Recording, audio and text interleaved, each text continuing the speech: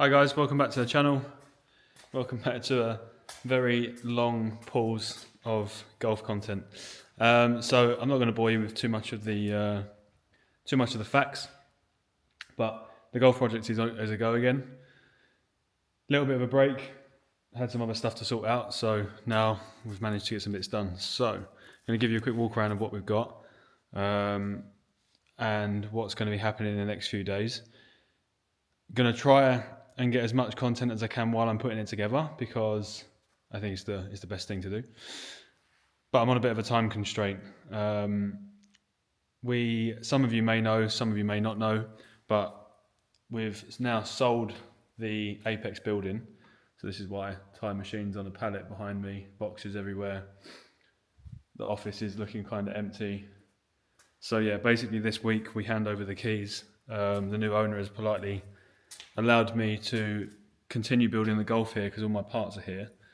So it's kind of done me a little bit of a favour to try and get this back together by the end of the month. Today is the 4th of Feb, so I've got 3 weeks to get it rolling and in a respectable condition to be able to put it together in our new rented workshop for the next year. So do a quick walk around and show you what's been done since the last. So the exterior of the body is not painted yet and it's not prepared yet. So that's going to be done after everything's back together and rolling, in case I need to make any adjustments to the rear arch, in case I need to cut the outer skin off a little bit more. It's not ideal after we've had paint, but it'll only be a small touch up if so. So Manheller has done a wicked quick job. We painted the engine bay, so it was all put in epoxy primer. And then I went round and seam sealed some spots where Volkswagen didn't do it from factory. So anywhere where water could sit, boil over from the expansion tank is a key one.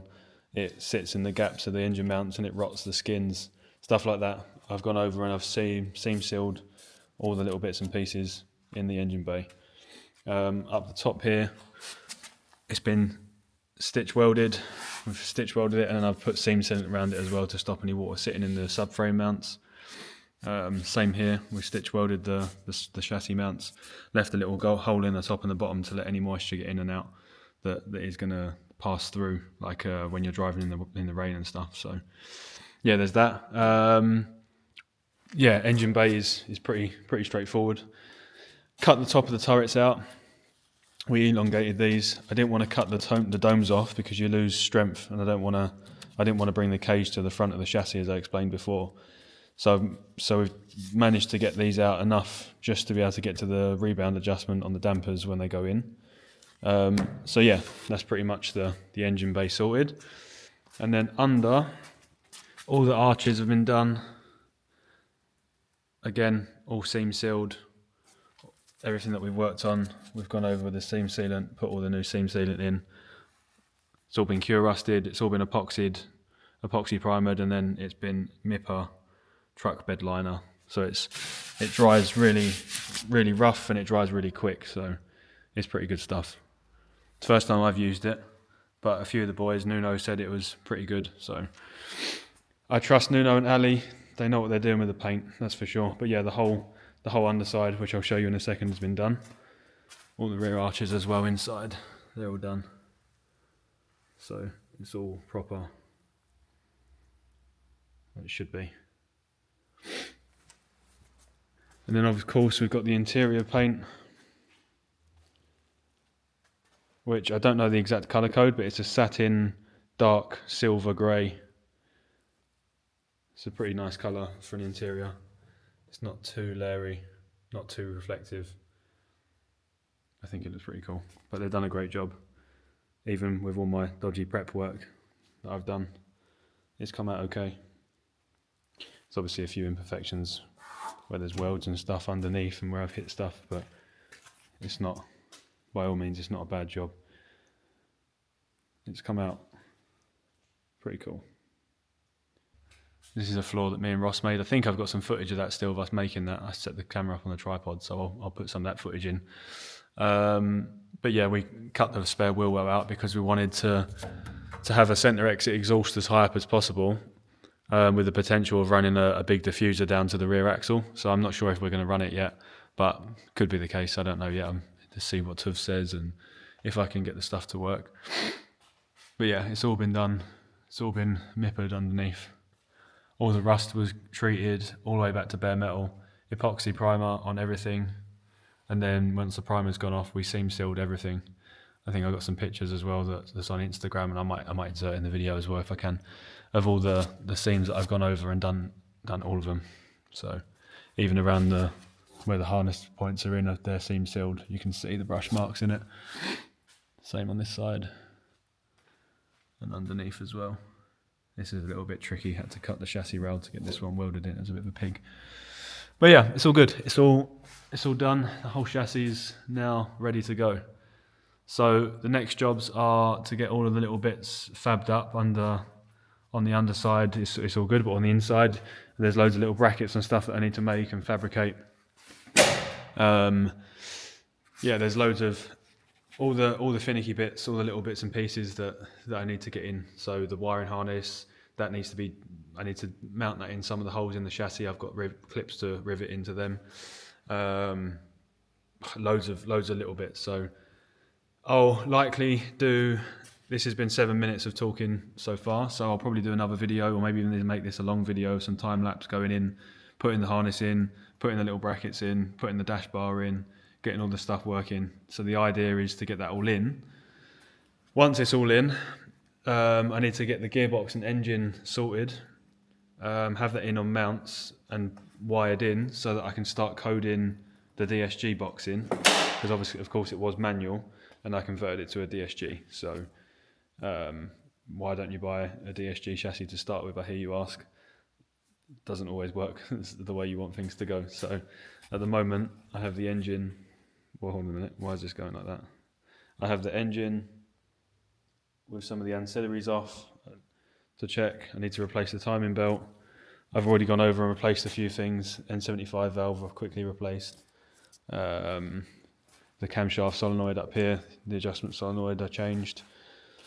Some hoses, some PVC pipes, some brake line pipes, all that kind of stuff.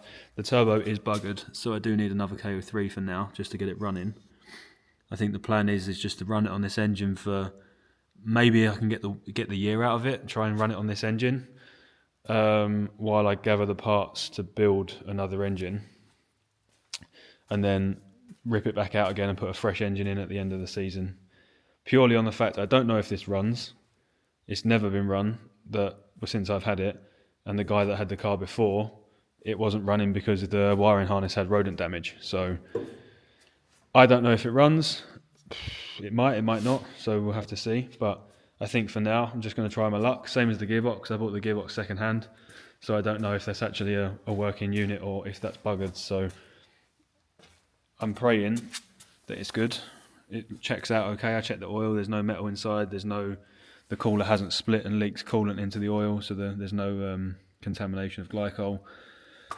So it should be okay, but we'll have to see once it's all together.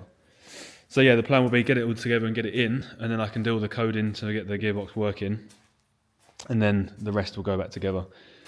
I've got the Verkline suspension upstairs, which I've done the last video. I have the front suspension come in, which I'm only going to be running the wishbones now because money's got a little bit tight because of other bits and pieces, so I haven't bought the subframe yet. So I'm going to use the original subframe with the Verkline wishbones and the tow rod kit. Obviously I've got the TT aluminium front arms as well to go on, so should work out all right. But yeah, that's the plan. Going to start getting some bits and pieces on today. I've got a few other bits and pieces I need to move over to the other workshop as well, so I'm like all over the place.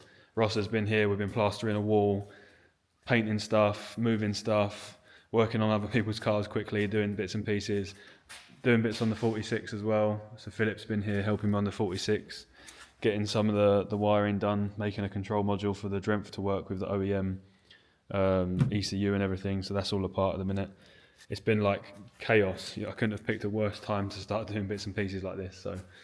So yeah, I'm going to stop waffling, I'm going to carry on with some work, and I will insert some B-roll probably till the end of the video, and then that's it.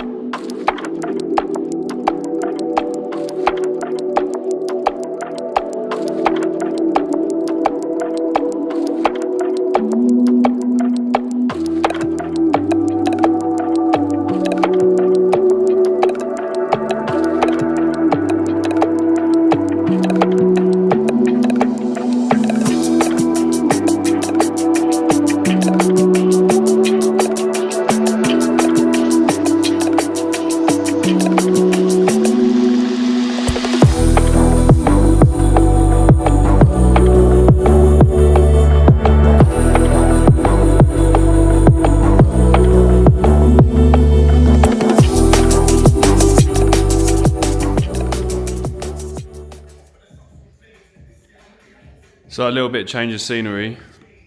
As I mentioned earlier in the video, we've moved workshop for temporary because the Apex building is sold, so there's a bit of a mess, boxes everywhere. I spent the last week trying to tidy up, but today I'm getting a few more bits done on the Golf. So the Workline's kit on one side is mocked up, some old bolts in there, so ignore that for the minute, just so I can have it mounted ready to go on to for the JRZ to be measured. Let me turn this music down. Yeah, just ready for the JRZ to be measured. So the guys from JRZ are going to come over and we're going to make sure we get it absolutely spot on, because I've got some issues I'm concerned about with clearance to the arch. Excuse me. So yeah, this is just a mock-up for now. The hub's got to come off and be cleaned up. Back plate's got to be removed, wheel bearing changed, blah blah blah, the usual.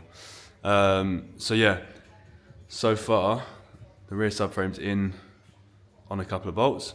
Fuel tank's in permanent now, so that's done. Fuel lines are run. That's all in. Front subframe is cleaned up. I'm going to run the original front subframe for now. My concern is the flat floor that I've got over there is going to have nowhere to mount to the Workline subframe in the middle.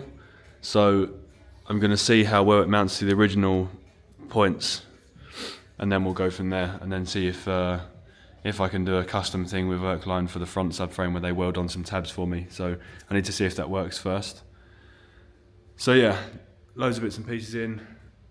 All the wiring harness in the engine bay's done. Steering rack's in. Obviously the roll bar's got to go on, so I'm not connecting the steering rack inside the car or anything yet. Brake lines are all in. So yeah, we're pretty much ready to take a few more bits that have got to be buttoned up in the engine bay, but it's ready, almost ready to take an engine that's not rebuilt yet. So yeah, Workline kit overall, like I say, it's just mocked up at the moment.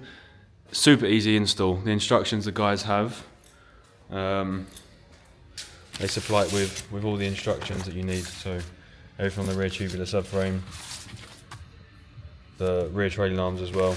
It's really detailed, explains a lot. So it's kind of, as long as you pay attention to that, it's kind of easy to, it's kind of difficult to mess up, sorry. It's easy enough install. So of course you just need to be careful of where you put spacers, what bolts you use. There's a couple of bolts you've got to change if you're using different hubs, etc. So yeah, just pay attention to that. But overall, that's easy. The setup is obviously the more difficult part, because depending on the application, you need to set up your adjustable kinematics for your bump steer and everything else. So we'll come to that in a later video once the car's finished, or almost finished. But yeah, as you can see, the car is like half together at the moment because we had to move, and I had to try and move everything on the car. So rear bumper's on, and I've cut out the back so far, so it sits level with the crash bar, so it's ready to take a diffuser and a center exit exhaust. Sorry. So yeah, bit of progress. Kind of, I'm happy with how things are going. Bit of a rush to get it all together, but it is what it is. It's always the same stuff. Always the same case for this stuff. So yeah, a bit of progress. I'm gonna get some more video, doing some bits and pieces. So I'll add that into B-roll into the next video. This one's gone on for like 20 minutes now, so it's a little bit too long. But yeah, thank you for watching, guys. Hope it's been a good watch. A little bit more working on the car added to this one, so it should be decent. But yeah, catch you on the next one.